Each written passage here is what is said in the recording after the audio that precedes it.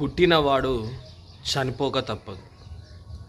చనిపోయినవాడు ఎక్కడికి వెళ్తున్నాడు అనేదే మనమందరం తెలుసుకోవలసిన ప్రశ్న. చనిపోయినవాడు దేవుని యొద్దకు వెళ్తాడా? చనిపోయినవాడు నరకంలోనికి వెళ్తాడా? చనిపోయిన వానికి వాని పాపములను బట్టి శిక్ష విధింపబడుతుందా, విధింపబడదా? అసలు దేవుడు ఉన్నాడా, దేవుడు లేడా?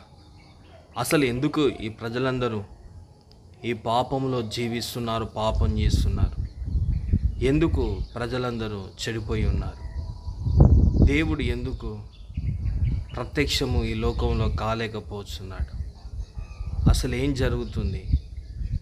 మానవుని ప్రయాణం ఎక్కడికి? మానవుడు ఏమి సాధించాలనుకుంటున్నాడు?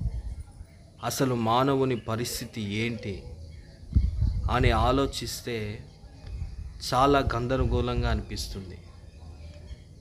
అన్ని ప్రశ్నలకు దేవుడే కారణమై ఉన్నాడు. కనుక ఈ లోకంలో ఎన్నో దేవతలు, ఎన్నో దేవుళ్ళు ఉన్నారు. ఇంతమంది దేవుళ్ళు ఉండగా ఇంతమంది ఎందుకు పాపం చేస్తున్నారనే ప్రశ్న. అసలు దేవుడు ఎవరు? దేవుడు ఎలా ఉంటాడు? దేవుడు మాట్లాడతాడా? దేవునికి స్పర్శ ఉందా? దేవుడు ప్రత్యక్షం అవుతాడా? ఎన్నో ప్రశ్నలు చాలామందికి కలుగుతూ ఉంటాయి. దేవుడు ఎవరు అనే ప్రశ్న నీకు వస్తే దేవుడు నీకు ప్రత్యక్షం అవుతాడు. ఎలాగంటే ఆయా రకాలుగా ప్రత్యక్షం అవుతూ ఉంటాడు ఆయన.